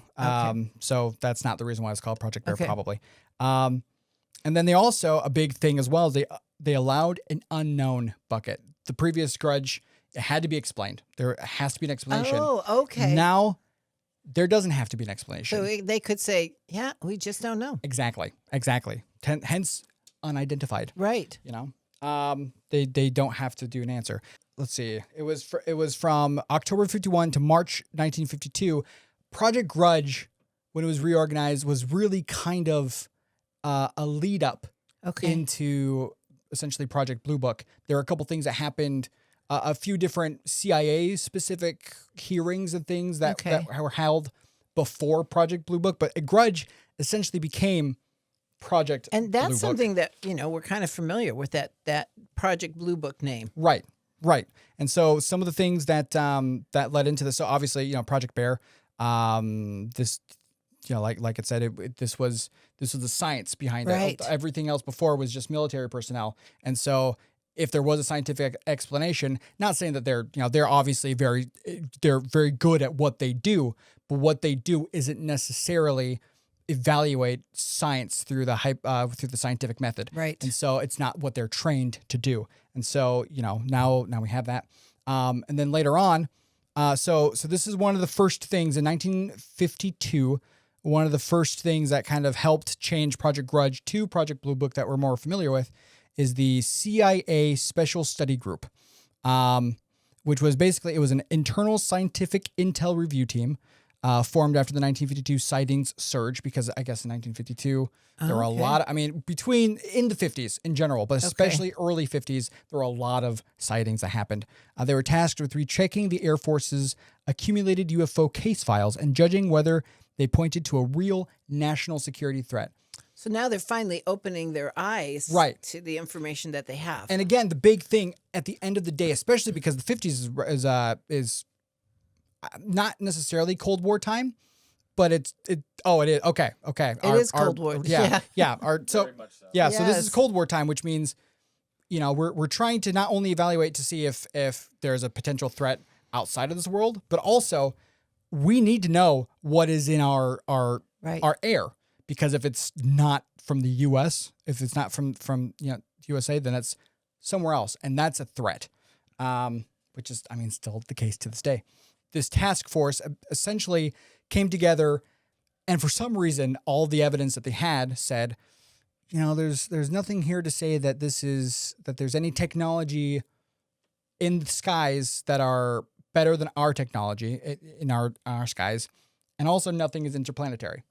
But for some reason, during this, this set off, let's see, H. Marshall Chadwell in December 1952, where he pushed for action, arguing something needed immediate attention, especially high altitude, high speed unknowns near major defense installations.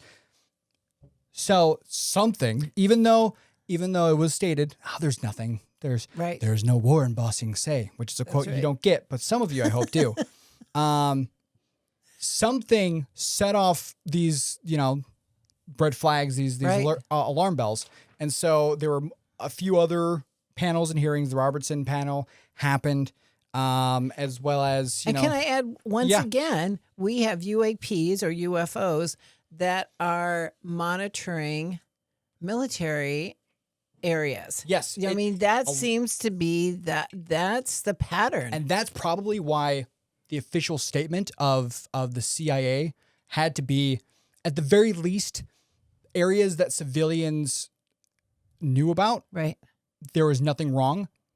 Because if they started talking about other, and this is also why we probably won't be getting some of the bigger, the crazier UFO sightings, UAP sightings that the government has access to, they are probably going to, if this is the pattern, they will most likely be located within areas that are heavily guarded. Okay. These are places where, you know, if we saw what they were working for, I mean, we would need to sign some of these government NDAs, Right. which a lot of these government NDAs, like, I guess it's a standard thing that government NDAs are life. Right. It's like if you breach this NDA, it's a death penalty. So an NDA is a non-disclosure agreement. Yeah. So basically you say, I'm not going to talk about this. Right. And most NDAs aren't that strict, but government NDAs, military NDAs, they are, because it is national security. And so if you break your NDA, I mean, it's treason, essentially. Right. And so it is a forfeit of your life. Right. So you had the like I said, the Robertson report and the Durant report, which we'll kind of gloss over a little bit because they're all essentially saying the same thing. And then we go to Project Blue Book. And then we go to the fun thing, Project Blue Book, which was the United States Air Force's longest running official. At this time, it was UFO investigation. Later on, the language changes to UAP, but that doesn't change until, I believe, the 2020s. Right. Because UFO, there's a stigma against UFO.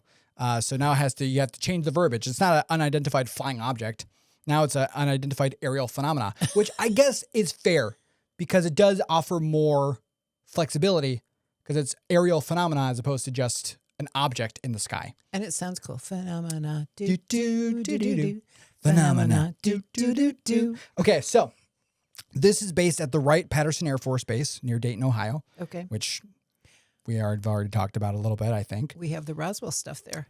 Exactly.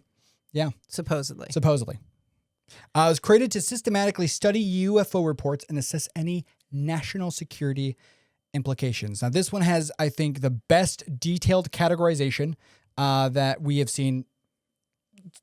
I won't say to date because I don't necessarily know Arrow's categorization, but it has very good, I think, since Project Grudge, it has incredibly good categorization. So the Blue Book put cases into 3 buckets. So you have identified. We know what this is. It's fine. We have insufficient data. We want to know what this is. We have probable cause to think it might be this. But we can't be sure because we just don't have enough data. And then unidentified, which is, even with all the data that we have, we got no clue what this is. Okay. When a case was identified, here were some common explanations. Here were some common explanations: astronomical, bright stars, planets, meteors, auroras, balloons. A lot of balloons. Okay. Aircraft / afterburners. Okay. And then also, other miscellaneous things like reflections, searchlights, birds and kites, false radar returns, sensor issues, fireworks, flares, all those, and of course, hoaxes. This is wild. It recorded 12,618 UFO sightings across 1947 to 1969, which granted, that is 12,000? It's a lot of years. How many years is that? 1947 to 1969.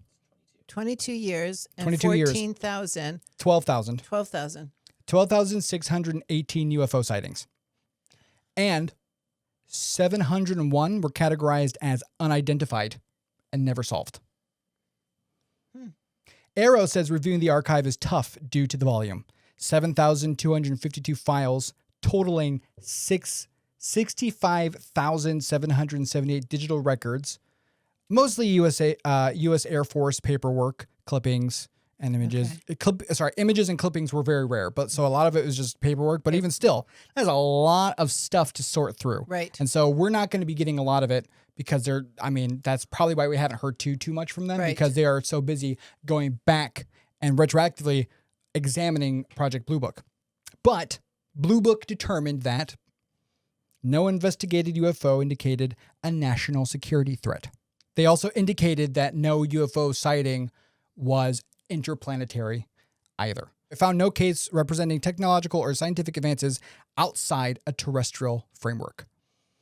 The next thing that I have here is actually kind of why, unfortunately, Project Blue Book was terminated, which is the condone report, the Condon report. Condon report? Yeah, I don't know exactly how it's pronounced. I think Condon is probably right. Condon. Okay. So the Condon report, which was an 18-month University of Colorado study led by physicist Edward U. Condon, hence the name. Okay. But he was under U.S. Air Force contract. Well, he was asked a very narrow question. The question was, does UFO research merit formal scientific study? And this, whether it's academically, government sponsored, or even studied in schools, does it merit scientific study? Not whether UFOs possess a national security threat. It's just, should these be looked at? Should these be studied? Not even asking the national security threat.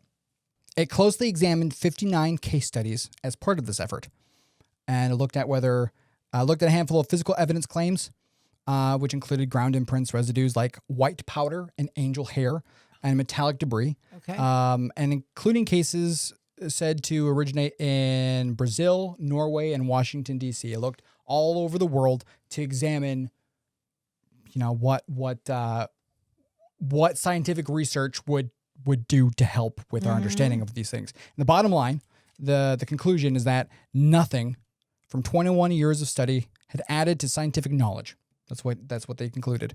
Further extensive study likely couldn't be justified on the expectation it wouldn't advance science. Looking into the sky and seeing what strange things are in there and why they can be explained, that won't further science. That's what this study concluded. Good grief. Let's see. Did they let him go to Wright-Patterson and see the stuff that they picked up from Roswell? Probably not.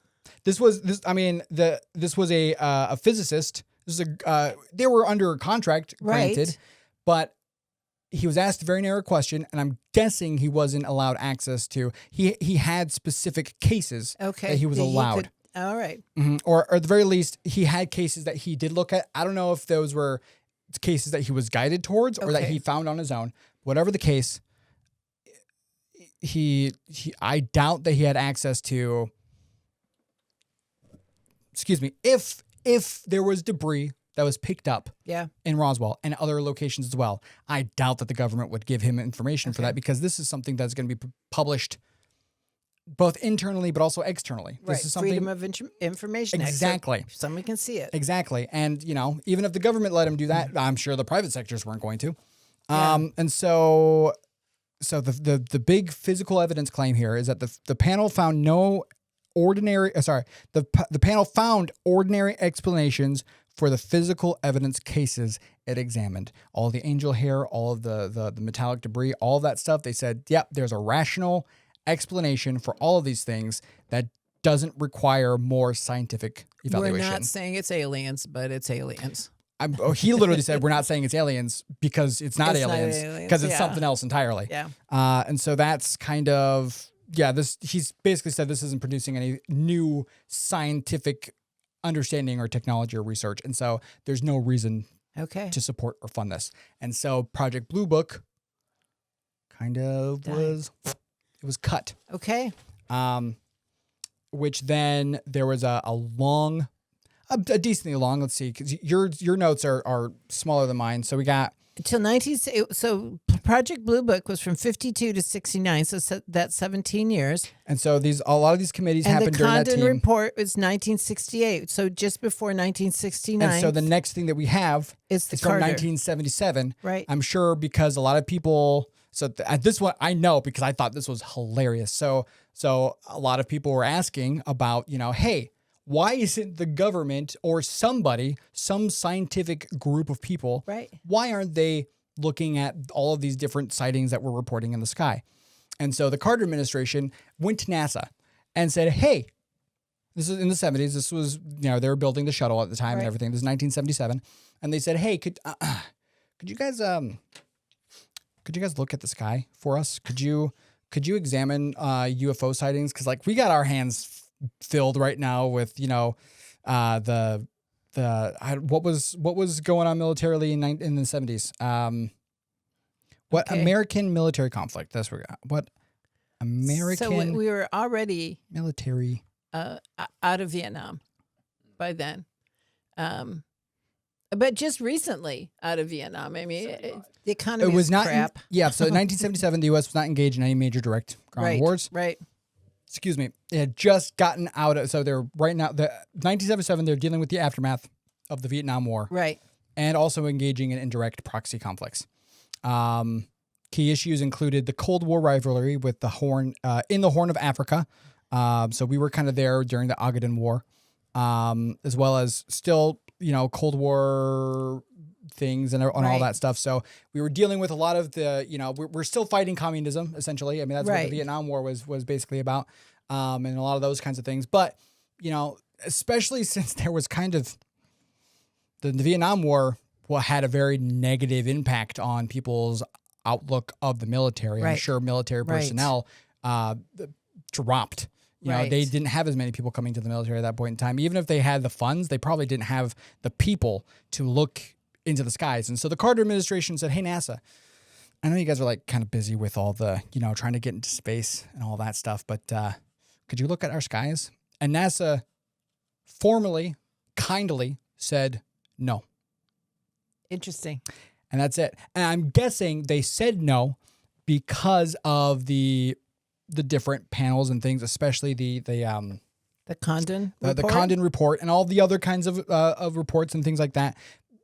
Basically, NASA looked at it and said, okay, all these people in the 60s, in the late 60s, they said that it's not going to serve us any scientific stuff. We're busy right now in our own right. We have a lot of our people are so no, we're not going to look at the sky. And so literally nothing from the military, no official records were about any kind of organizations happened from 1977 until 1992, when the Clinton administration looked into the Roswell investigations. And I'm sure those were very unbiased because, the military is looking into the military. Right. So, I mean, the government's looking to the government. They're going to open that closet. There's packed full of skeletons. They're going to look back at the camera and go, we got nothing in here. Nothing.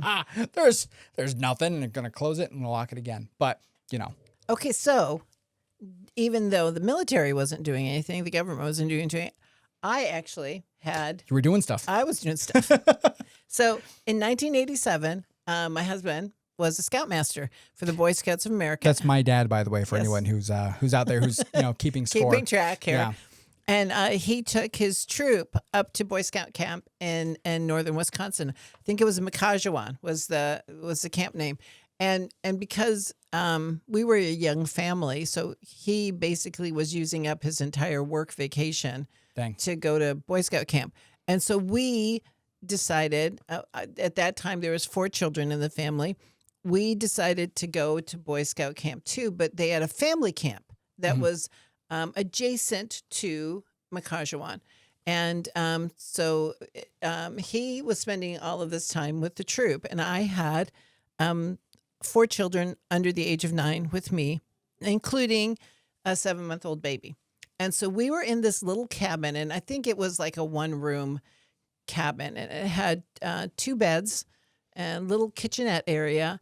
And I remember specifically there was a radio on a shelf up high, and it was probably that ugly yellow, ugly yellow color with the big dial in it. And I'm sure it just got AM because there was nothing up there. We were in the North Woods, but our cabin was kind of set away from the other family cabins, and we had kind of brush surrounding ours, and then we were right up against the lake that was there. And so, I have to say that was Spring Lake, right? I think so. Yeah. I believe it was Spring. You know what? It could have been Pearson Lake as I'm looking at it, but so. Okay, but it was that lake in, and it was right alongside Makajawan, and so that's what it is. So kids go to bed, and I'm up, and I'm feeling really uncomfortable, like spidey sense uncomfortable, sure. And so, and it felt like there was something lurking outside the door. And you know what? Thank goodness I didn't know about dogmen and Bigfoot back then, because that would have freaked me out. But I mean, it's not. Yeah, it's similar to that area, the Base Debray Road and all that fun stuff. No, we were much further north. Okay, so it's close to the Dogman in Michigan. Yes, and so so basically, you feel like there's something right outside the door, but I've seen those movies. I don't go outside the door. I stay in, and I think because of the brush, we really didn't have windows that I could look out or windows that would show me anything. And so I just kind of stayed there watching over my kids. And it was interesting watching the kids sleep because they were tossing and turning. Their pillows were on the floor. You could see they were having, even though we were sleeping through it, they had a really restless night. So finally, when dawn started to rise, the sun started to rise, I finally went to sleep. And so I got a couple hours sleep before the kids, got up. And so that morning, I'm making breakfast in the cabin and I have the little radio on, and it's local radio. And they have the sheriff's report, and the sheriff's report said, last night, a number of residents and law enforcement officials witnessed a UFO over Spring Lake. You're right, it was Spring Lake. Called it. Our cabin was only a few yards away from the lake. So then I decided... It's a good thing you could see outside because you probably would have... I know. Some people say that if you can't sleep, it's because like a full moon or something. You had a full UFO. I had a full UFO right outside my cabin. So I researched UFOs in 1987, the summer of 1987, and I discovered that there was a flurry of UFO sightings that year. The Bristol Herald Courier did an article about it in 2017. It said this fall will be the 30th anniversary of the wave of UFO sightings near Wyethville, Virginia in 1987, when scores of people reported various strange lights in the sky. Well, I think it's interesting because it's 87. Right. And Roswell and all that stuff happened literally 20 years before because it's 47. It's the anniversary. 40 years. You're right, 40 years. I can do math, guys. You're cute, but you don't have to do math. Yeah. Look, I'm very good at certain. Right. I was very good at certain subjects in school, not others. But yeah, no, 40 years. It's a 40-year anniversary. Right. Yes. Yeah. That's if it was in July, especially like June, July. That's very interesting. It says the Wyeth County Sheriff Wayne Pike told the public in October 87 that 4 of his deputies, including some with military experience, had witnessed a UFO, and that's when the floodgates were open. In the following months, well into 1988, a wave of people reported seeing strange lights and objects in the sky. Danny Gordon, then the news director of radio station WYVE, also reported seeing a strange craft. A news conference in mid-October drew national attention. By the following year, Gordon personally received more than 3,000 reports, according to the news reports. Paul Dillinger worked for a reporter for the Roanoke Times for more than 40 years, covering counties in Southwest Virginia out of the paper's Wyethville office. After Gordon's first radio story, Dillinger began reporting the events, like when Sheriff Pike said some of his deputies saw strange objects in the sky. All of a sudden, Dillinger said, everybody started seeing things. Gordon and Dillinger started working together. Gordon had people who claimed to have witnessed UFOs on his radio show, and then Dillinger was there to take notes. Dillinger said there were some strange lights in the sky. He even saw something odd one night. He said, I was driving home at night and saw a light at the end of our road that looked like a street light, but like a scintillating light. He said the light came down very slowly over the road and moved at the speed of a balloon. He also described hearing a very quiet motor. So he said a reporter from the National Enquirer came to look into the reports, but left without a story because it wasn't sensational enough. Oh yeah, all these lights in the skies. That's not sensational. That's sensational. I mean, unfortunately, nowadays it isn't. So Gordon and Dillinger ended up writing a book about the ordeal called "Don't Look Up: The Real Story Behind the Virginia UFO Sightings."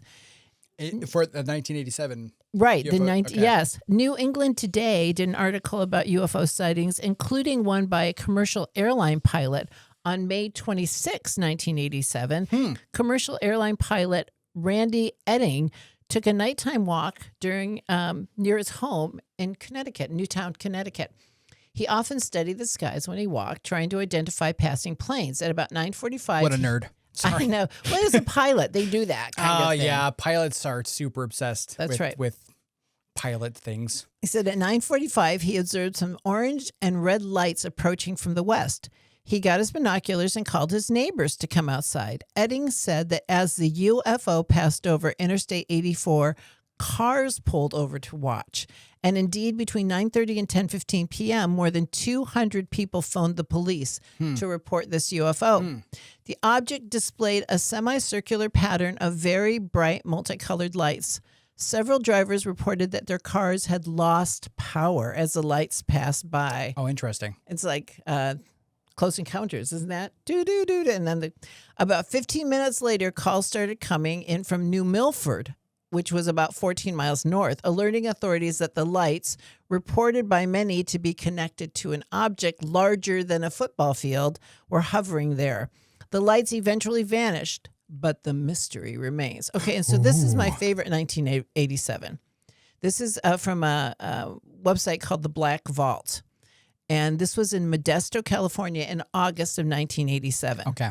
So this Remind me, is Modesto, is that northern or southern California? I think that's Northern California, but I don't know. You look while I read. Yes. On or about August 3rd of 1987, my husband, my child, and myself were camping at a lake outside of Modesto, California. We were in an area where there were no other campers. My son was asleep in the camper, and my husband and I were sitting on the picnic table talking. We were not under the influence of alcohol or drugs of any kind. My husband pointed out to me these small dots in the sky. I'm remembering about 5 of them. They kept approaching until they were darting around over the lake, quite close to us. Don't stay by lakes. They look like tiny little aircraft. There are a lot of UFO sightings above lakes. Then a huge ship came over the water and just stopped and hovered there. I'd say no further than a football field length away from us. We could see it quite clear. Silver, windows that circled around it like a narrow belt. Not quite round, a little oval. It made no noise, but sat motionless in the sky in front of us for about 20 minutes. The smaller ones just flew around in the vicinity. It shone bright lights on us the entire time. We were mesmerized, but not fearful. Okay, I would have been fearful. I would have been both mesmerized and fearful. But no, so that's an interesting thing, because a lot of UFO sightings, especially close encounters of UFOs, often have that almost fog or haze element to it. They look at this thing and they should be terrified of it, but for some reason it just doesn't compute. They're just looking at it. It could be shock. It could be there's a little voice underneath that's saying, "Shh, be quiet." Kind of. Whether that's like the technology radiating off of this thing or whatever. Right. But something psychologically makes people not be as afraid as they should be. Yeah. Yes. Yeah. Almost hypnotizes people. Right. Yes. Yes. Okay. We couldn't believe what we were seeing. Then we heard the Air Force jets coming from behind us. About the time we heard them, the small ships just disappeared, and the large one took off at an incredible speed from a standstill. The jets were no match, but they followed it. The next morning, That's not how aircraft travel is supposed to work. But again, in that documentary, which we'll talk about next time, they talk about that. Oh, yeah. So the next morning, I woke up very ill. I was covered in black pepper-looking spots. I had a high fever. My spots turned into sores, and all of my hair fell out. My illness lasted for about a year and a half. Sadly, my husband was killed in an accident just a few days after the sighting. He was showing signs of sores on his face, but died before we knew if he would get sick like I did. My son was inside the camper and not in the light like we were. I did not see any reason to report the incident since the Air Force was on the scene. So, and then finally, this was a cited reporting on the National UFO Reporting page from June of 1987. 4:45 a.m. while going to work, had the camera with me, noticed a very bright and pulsating object headed straight for me. All this happened in about no more than 30 seconds, but I did catch the last 5 seconds on film that I'm sending you. When played in slow motion, it gets very interesting. Do we have that? I might be able to find that video. It says, and then this is this is the reporting. Hello, Mr. Davenport. This is in regards to our phone conversation on May 14th, 1999. As I explained to you about the videotape I have of a very unusual object I videotaped in the summer of 1987. I was videotaping a paper machine rebuild. It's a VUFO, a very unusual flying object. That's right. Sorry, go ahead. I was videotaping a paper machine rebuild where I worked at the time. This was the reason I had my video camera with me. As I was going to work early that morning, it was crystal clear and about 4:45 a.m. I was walking out my door with my video camera in the case. From my doorway, looking straight west, roughly 5 miles, there is a large hill we call Irma Hill, known for the small village on the west side of the hill. From my location, I had a very excellent view to the western horizon, with the hill slightly outlining the horizon. Sounds gorgeous. Yeah, as I was closing the door to lock it, I noticed a very bright, shining object directly over Irma Hill, coming directly towards me. It was round and very bright and pulsating. I knew right away it was not a star, planet, or plane. When I was younger, I was into astronomy, had my own telescope, and was familiar with the nightly skies. What a nerd. It was much brighter than the planet Venus at its brightest point, and at its dimmest point of pulsation, hardly visible. I stared in almost disbelief, roughly 3 or 4 seconds, then realizing, I had my video camera with me. I quickly as possible bent down and opened the case, grabbing my camera and pulling the lens cover off. Very smart, because I have been known to not pull the lens cover off. We all have. We've all done it. Turning the power on, I would estimate this took no more than 7 or 8 seconds, being very familiar with my camera. So go ham. That's, I looked towards Irma Hill where I spotted the object, but no longer could see it anymore. I quickly looked straight up over me and spotted the object moving very fast in an easterly direction. I brought the camera up and found it in my viewfinder and caught it on tape as it went away from me and disappeared. I stood there in complete disbelief, asking myself, what the hell was that? It took no more than 20 to 30 seconds from the time I spotted it in the western horizon to disappear in about a 35-degree angle in the eastern horizon. When it was straight overhead before I could get the camera to it, the brightness was almost shiny and chrome-like. There was absolutely no noise from the object. There was no wind, and it was one of those mornings it was perfectly dead quiet. The only thing you could hear was the early morning robins. I've had this tape all this time, and over the years showed it to a few friends, but no one has really seen it yet. I wanted someone to look at it, but I didn't know where to send it until I heard you on the Art Bell show the other night when you mentioned the event west of Eagle River, Wisconsin, which is very close to where I was in 1987. Interesting. If you have any questions, please feel free to contact me by email or phone. You have my number there. Thank you very much for your time. Could you please let me know what you interpret on the tape? It gets very strange in slow motion and frame by frame. And because that wasn't the Modesto, California one. This one, it was in Wisconsin. Okay. So the Modesto one, it's very interesting. Yes. So Modesto is kind of mid, like central California. Okay. You're both right. Well, very close to Stockton, California, to San Francisco, where the airships were. Exactly. It's very interesting that Modesto. I'm sure Modesto was part of that airship phenomena, and then in 47 the airships were in like 1896. That would the Stockton one was 1906 and 97, right? So if it's Because I don't remember exactly which one. So the that's California, a 90 year. That would be for, if it was like 97, and this is it's not every 40 87. years or whatever. But I do think it's interesting that they all happen to take place around the 7s, the 6s, and the 7s. Yeah. Which means, I mean, hypothetically, that means next year we might be getting some more UFO sightings potentially. But I think that's fascinating that it happened around the same place. At least the Modesto one, which it also sounds like that specific experience.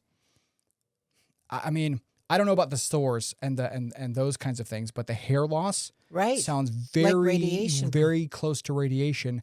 But the difference is that it was almost like a temporary radiation poisoning because it sounds like she got over it. Well, if the hair fell out, but then it grew back, like it sounds like she didn't need to go in to do anything about it. She was able to recover, which generally isn't something that you do for. Well, that's I'm not thinking radiation. when you like have chemotherapy, which is radiation poisoning, basically. Fair. You lose your hair, but then it does grow back after you finish whatever chemotherapy you have to do. I guess maybe if it was more of a wave of potentially a wave of radiation, right? Like chemo. But even still, I mean, I guess different people react to it different ways. But from other experiences that people have had from waves of radiation, a lot of people develop cancer from it, and so I think it's very interesting that we don't know what happened to her. And fair enough. Hopefully she she's lived. Fine Yeah, and she everything lived is great. or is still living a long and happy life. Exactly. But yeah, it's very fascinating, and also there's a lot of things that happen around lakes in the Midwest. Illinois, but mostly Wisconsin and Michigan. Wisconsin is known for having a bunch of different lakes. Michigan as well, especially the UP, Upper Peninsula of Michigan. A lot of sightings, unidentified things in the sky. So we're going to. Good thing we're doing this into two maybe two parts. 3 parts. Probably only 2 at least for now. We stopped. We'll probably pick up going into the next time. 2000s. Yeah, the 2000s, where the Clinton administration looked into the Roswell reports. Right. We'll briefly talk about that, but then we'll start to go into the 2000s up into this decade, and then talk about some very recent events and kind of break some of those down as well. I'm sure a lot of people have done that already, but you know what? We're going to do it too. Yeah. Because this is interesting. Yeah, it's fascinating. It's fascinating, and again, there are things out there, and watching us. Yeah, I mean, potentially.